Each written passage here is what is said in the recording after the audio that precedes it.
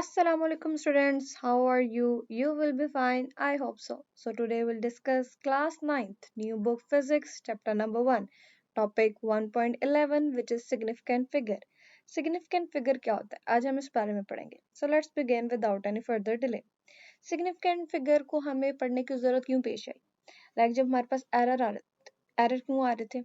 Error इस वजह से आ रहे थे जब हम कोई ऑब्जर्वेशन लेते थे उसकी रीडिंग मेजर आउट करते थे उस वो पर्सन टू पर्सन वेरी करती थी लाइक किसी की आई साइट का इशू है वो एक दफ़ा मेजरमेंट लेता है तो 10.7 आ रही है नेक्स्ट टाइम वो लेता है फिर उसकी 10.6 आ रही है इस वजह से एरर आ रहा है पर्सन इनएक्सपीरियंस है उसे एक्सपेरिमेंट करना ही नहीं आ रहा उसको नहीं पता किस क्वांटिटी में कौन सी हमने अमाउंट में कौन सा रिएक्टेंट लेना है जिसकी वजह से हमारे पास प्रोडक्ट आएगी उसको नहीं पता इस वजह से एरर आता है ठीक है सो इन एरर्स को हमने रिमूव करना है एरेडिकेट करना है with the help of significant figure ठीक है एक ये मेथड है एक टेक्निक है जिसकी वजह से हम इन एरर्स को रिमूव कर सकते हैं बहुत हद तक सो आज हम इस बारे में पढ़ेंगे so let's start Significant figure.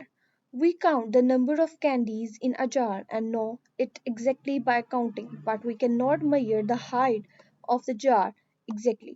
अगर हम सपोज करें हमारे पास एक जार है उसके अंदर कैंडीज हैं ठीक है जार फुल ऑफ कैंडीज अब हमें पता है कि कितनी कैंडीज है हम उन्हें काउंट कर सकते हैं मतलब 10 सपोज करें कैंडीज हैं उस जार के अंदर हम एग्जैक्टली हम श्योर हैं कि कैंडीज 10 ही हैं अब ये कोई नहीं कह सकता 9.5 कैंडीज है पूरी कैंडीज है ठीक है one candy approximately full candy understood तो हर बच्चा अगर हम एक परसेंट बेशक उसकी आईसाइट वीक भी है लेकिन वो काउंट तो सही करेगा ना कैंडीज का साइज तो बड़ा है और वैसे भी वो पूरी एक वैल्यू को काउंट करेगा एक थिंग है उसको पूरा एक कंसिडर करेगा वो ठीक है सो वो उसे श्योर है कि इतनी 10 कैंडीज है बेशक आप एक इनएक्सपीरियंस बच्चे को भी काउंट करने के लिए कहेंगे वो सही काउंटिंग करेगा लेकिन अगर आप उसको हाइट को मेजर आउट करने के लिए देंगे और एक बच्चे की आईसाइट का इशू है वो मीटर रूल को उस तरीके से नहीं देख पा रहा पॉइंट्स में होता है आगे उसकी डिवीजन्स होती हैं उसको अच्छी तरीके से वो नजर नहीं आ रही वो डिवीजन स्मॉल लाइंस वो सपोज करें कि वो 10.7 हाइट के दे मीटर्स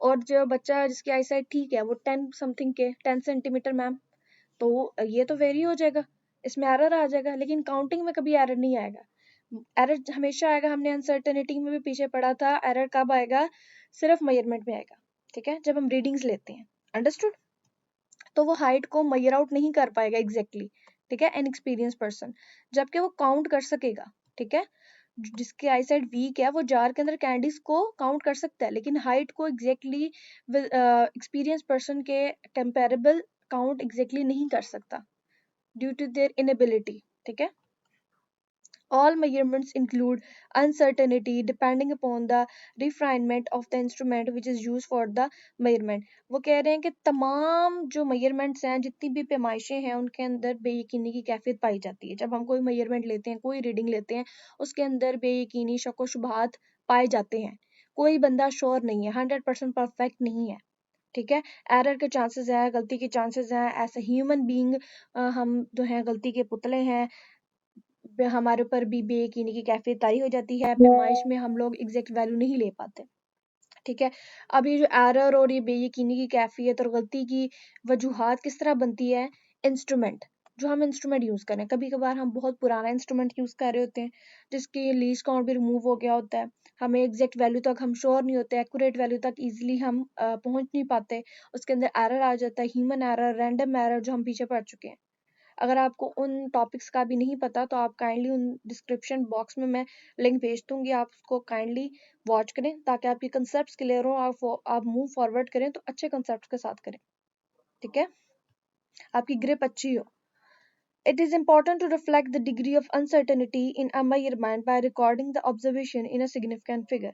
डिग्री ऑफ अनसर्टेनिटी को हम अहमियत देते हैं कि कितनी बेयकीनी कितनी गलती के चांसेस आए हमारे मेजरमेंट के दौरान ठीक है अब उसको कैसे हम अपनी बेयकीनी की जो हमारे पर शक व शुबह की मतलब कैफियत तारी होगी है कि 10.4 भी तो हो सकता है 10.3 भी तो हो सकता है उसको हम कैसे मतलब खत्म कर सकते हैं इरेडिकेट कर सकते हैं बाय रिकॉर्डिंग द ऑब्जर्वेशन बार बार उस अमल को करते हुए रिपीट करते हुए ऑब्जर्वेशंस को बार बार करते हुए उस प्रोसेस को रिपीट करते हैं like practice make a man perfect अपने आप को दोहराई करते हुए ठीक है एक दफा नहीं ठीक हुई तो दूसरी दफा तीसरी दफा अगर हम 3-4 दफा करेंगे तो हमारी वैल्यू सेम आती रहेंगी। एक दफा हमने की 10.4 आई है, अगली दफा हम करेंगे 10.55, फिर 10.55, फिर 10.55, मतलब हम श्योर हो गए जो हमने पहले 10.4 ली थी उसमें कोई गलती थी, हमारी आंख परपेंडिकुलर नहीं थी, एग्जैक्ट वैल्यू पे नहीं थी, जिसकी वजह से गलती आई। लेकिन अब आंसर जब हम रिपीट करें सेम आ रहा है, मतलब अब आंसर ठीक है, पहले गलत था। ठीक है, हम किस तरह रेडिकेट कर सकते हैं डिग्री ऑफ अनसर्टेनिटी को, बेयकीनी की कैफियत को, गलती के चांसेस को, बाय रिकॉर्डिंग द ऑब्जर्वेशन, बार बार टेकिंग ऑब्जर्वेशन, बार बार ऑब्जर्वेशन करके, बार बार प्रैक्टिस करके, रिपीट करके प्रोसेस को। अंडरस्टूड? द सिग्निफिकेंट फिगर और digits are the digits of a measurement which are reliably known. अब ये सिग्निफिकेंट फिगर के बारे में बता रहे हैं कि सिग्निफिकेंट फिगर होते क्या है, सो काइंडली आप इसको हाईलाइट कर लें। इसकी डेफिनेशन है, सिग्निफिकेंट फिगर्स वो डिजिट्स होते हैं मेजरमेंट के अंदर, पैमाइश के दौरान रिलेबल हो, जिन्हें हम एग्जैक्टली हम श्योर हैं, उनके बारे में हमें परफेक्ट है, हमें पूरा यकीन है कि ये जो डिजिट्स हैं इनकी मेजरमेंट ये है। अंडरस्टूड?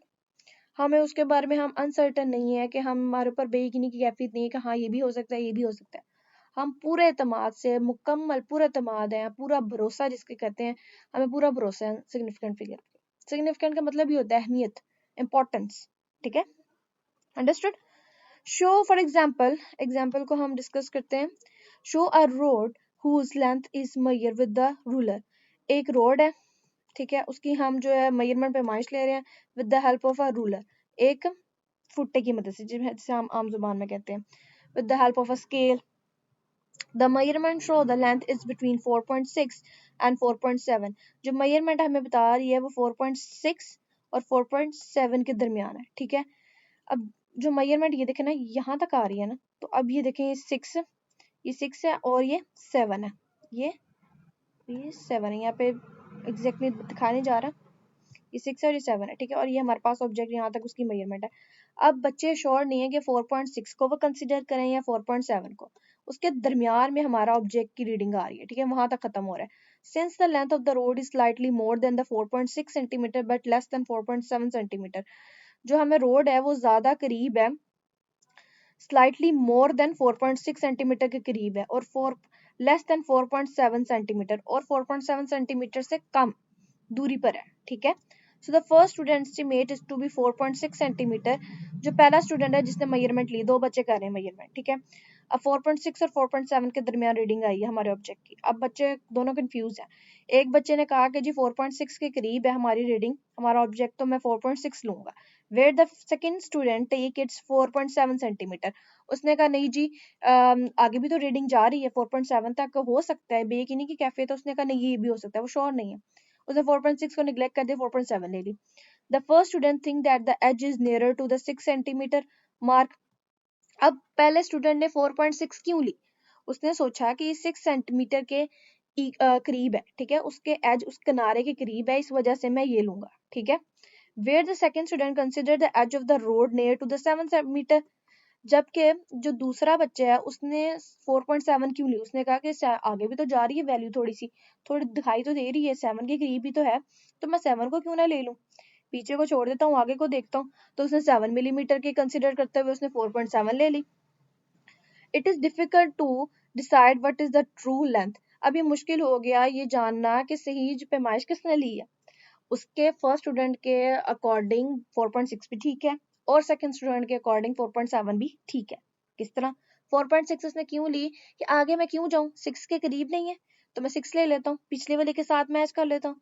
सेकंड स्टूडेंट ने कहा मैं आगे क्यों ना जाऊं, आगे भी तो थोड़ा सा जाड़ है, आगे इसको प्रोसीड कर देता हूँ, 4.7 ले लेता हूँ क्योंकि 7 मिलीमीटर के करीब है, तो उसने 4.7 ले ली। अब ये डिसाइड करना मुश्किल है कि एग्जैक्ट वैल्यू क्या है, क्योंकि थिंग की तो एक ही जो चीज है, रोड है, उसका मीटर रूल से हमने इंस्ट्रूमेंट यूज करते हुए, टूल यूज करते हुए मेजरमेंट ली है, उसकी एक ही मेजरमेंट हो सकती है ना, इन दोनों के दरमियान तो नहीं ना हो सकती, दोनों तो दो रीडिंग्स तो नहीं ना हो सकती एक ही ऑब्जेक्ट की, एक ही साइज के। अब कंफ्यूज है ये दोनों स्टूडेंट्स के हम रीडिंग किसकी लें, कौन सी परफेक्ट रीडिंग है, कौन सी श्योर है रीडिंग, एग्जैक्ट है, एक्यूरेट है। अब इसके लिए हम सिग्निफिकेंट फिगर्स को यूज करते हैं, इसलिए हमने ये रूल्स बनाए हैं, इनको फॉलो करते हुए हम एग्जैक्ट वैल्यू और एक्यूरेट और वन वैल्यू के ऊपर पहुंचते हैं। Got my point? Both students agree on digit 4, but the next digit is doubtful, which has been determined by estimation only and has probability of error. अब अच्छा ये देखिए, आपने गौर किया होगा, दोनों स्टूडेंट्स एग्री हैं डिजिट 4 के ऊपर। एक ने कहा जी 4.7 है, दूसरे ने कहा जी नहीं 4.6 है।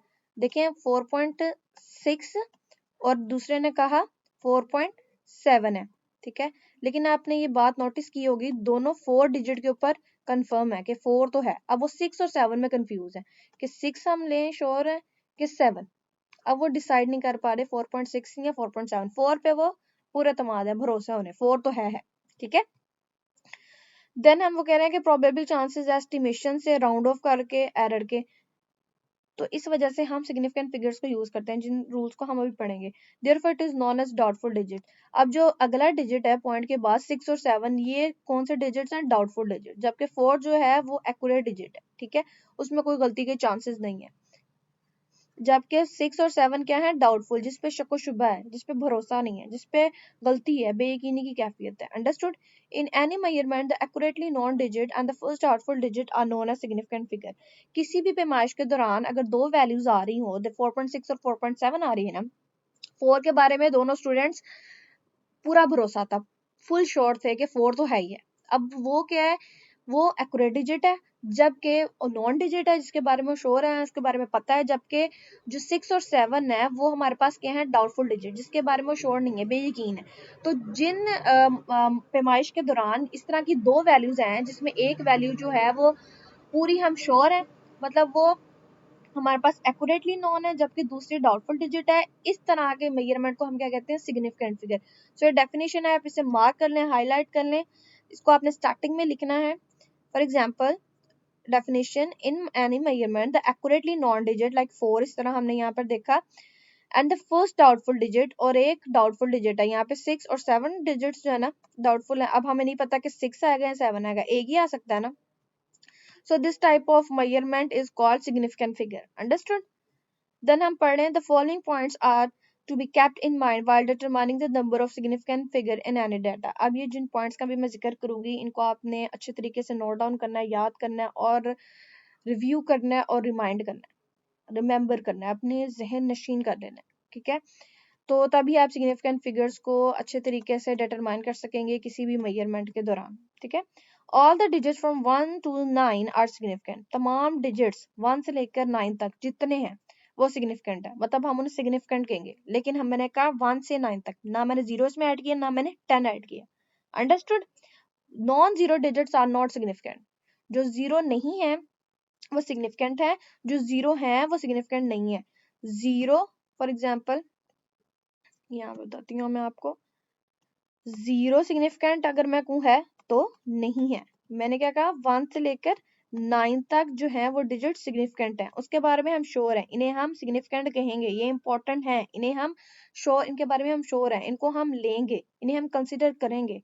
जबकि हम जीरो को कंसिडर नहीं करेंगे। जीरो, अब कुछ केसेस में हम जीरो को कंसिडर करते हैं, वो किस तरह कंसिडर करते हैं, उनकी भी कुछ कंडीशंस है, मैं आपको बताती हूँ। वही रूल्स हैं जिन्हें आपको याद करना है। For example, however zero may or may not be significant। Zero significant अहमियत का हामिल हो भी सकता है, कभी नहीं भी हो सकता। In case of zero the following rules apply. कुछ ये रूल्स को फॉलो करते हैं, हम अप्लाई करते हैं, तो तब हम जीरो को कंसिडर करते हैं, और कुछ केसेस में कंसिडर नहीं करते। तो हम देखते हैं कि किन कंडीशंस में हम इसे कंसिडर करते हैं और किन में नहीं करते। Understood? A zero between two digits is considered significant। जो जीरो है दो डिजिट्स जो कि सिग्निफिकेंट है, जिन्हें हमने अहमियत दी हुई है, 5 और 6, मैंने क्या कहा था?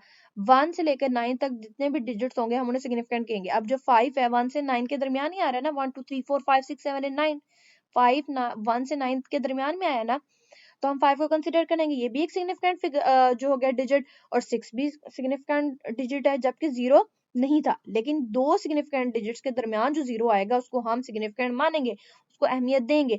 तो टोटल इसके अंदर दरमियान कितने सिग्निफिकेंट फिगर्स हो गए? 3। मैं इसे अगेन आपके लिए रिपीट कर देती हूँ। हमारे पास वैल्यू 3, 5.06। हमने कहा 1 से 9 तक जितने भी डिजिट्स होंगे वो हमारे पास सिग्निफिकेंट है, मतलब 5 भी हमारे पास सिग्निफिकेंट फिगर हो गया एक, और 6 भी हो गया। 2 हो गए सिग्निफिकेंट फिगर। अब जीरो की बात आती, अब ये जीरो जो है कंडीशन के मुताबिक दो सिग्निफिकेंट फिगर्स के दरमियान हुआ तो हम उसे कंसिडर करेंगे, सिग्निफिकेंट फिगर मानेंगे। ठीक है, तो हमने इसको भी मान लिया, तो हमारे पास कितने सिग्निफिकेंट फिगर हो गए? 3 हो गए। हालांकि हमने जीरो को नहीं मानना था, अब इन दोनों के दरमियान छुप गया। ठीक है, मिलते तरले कर रहा है तो हम इसे सिग्निफिकेंट फिगर मान लेंगे क्योंकि वो कंडीशन को अप्लाई कर रहा है, कंडीशन को फॉलो कर रहा है, दो सिग्निफिकेंट फिगर्स के दरमियान आया तो हम इसे मान लेंगे। तो हमारे पास टोटल कितने सिग्निफिकेंट फिगर हो गए इस पूरी मेजरमेंट के दरमियान? 3। अगर ये यहाँ पर आता शुरू में तो हम इसे नहीं मानते क्योंकि हमने जीरो को कहा था जो जीरो डिजिट्स हैं वो सिग्निफिकेंट फिगर नहीं है, जो अकेले होंगे, जो आगे होंगे, लेफ्ट साइड पर होंगे। अंडरस्टूड? देन हमारे पास आता है एक ये कंडीशन है, zero on the left side of the measurement value are not significant. जो लेफ्ट साइड पे गलत रास्ते पे जीरो जाएगा, सिराते मुस्तकीम पे नहीं चलेगा, बुराई की तरफ जाएगा, गुनाहों की तरफ जाएगा, वो उसे हम नहीं मानेंगे, उसको अहमियत नहीं देंगे, उसका पीछा नहीं करेंगे। ठीक है, इस तरह आपने याद करना है। लेफ्ट साइड पे जो जीरो जा रहा है वो सिग्निफिकेंट नहीं है, अभी मैंने आपको बताया, like 0.0034 metre, the number of the significant figure is 2। दो है सिग्निफिकेंट फिगर क्योंकि ये तीनों जीरो जो है लेफ्ट साइड पर है। इसे रिपीट कर देती हूँ मैं आपके लिए। यहाँ पे हमारे पास है 0.0034। अब ये भी सिग्निफिकेंट फिगर है, हमने कहा था 1 से 9 तक जितने दरमियान में डिजिट्स होंगे वो सिग्निफिकेंट हो गए। एक ये हो गया, एक ये हो गया, एक सिग्निफिकेंट फिगर, दूसरा, जबकि ये सारे लेफ्ट साइड पर है, गलत रास्ते पर जा रहे हैं, तो ये सिग्निफिकेंट फिगर नहीं होंगे। सिर्फ ये, अगर सपोज करें ये यूं होता 0.04 जैसे कि हमने पीछे देखा था, सपोज करें, कंसिडर करें, एग्जांपल लें, तो एक सिग्निफिकेंट फिगर ये, एक सिग्निफिकेंट फिगर ये, एक और ये दो हो गए, और ये दो सिग्निफिकेंट फिगर के दरमियान दो जीरो आ रहे हैं, तो हम इसे कंसिडर करेंगे तो हमारे पास टोटल कितने हो जाएंगे? 4 सिग्निफिकेंट फिगर। ठीक है, पिछले एग्जाम्पल से कंसाइड किया इसको। देन हमारे पास थर्ड इसकी कंडीशन है, zero on the right side of the decimal are considered as significant. इसे आप ना थोड़ा निमोनिक से याद किया करें, ट्रिक से याद किया करें, ताकि आपको रूल्स याद रहें, रट्टा ना माना करें, काइंडली इसे अच्छे तरीके से याद किया करें। Zero on the right side, जो कि राइट साइड पर है, सीधे रास्ते पर सिरात मुस्तकीम पे जा रहा है, सिग्निफिकेंट उसकी अहमियत है, उसको हम कंसिडर करेंगे, उसके बारे में हम श्योर हैं। ठीक है, for example in 2.40 millimetre the significant digits are 3। मतलब ये राइट साइड पर आप देख सकते हैं, ये लेफ्ट पे थे, हमने इसे कंसिडर नहीं किया, जबकि ये जो 40 है 4 के बाद आ रहा है और राइट साइड पर है।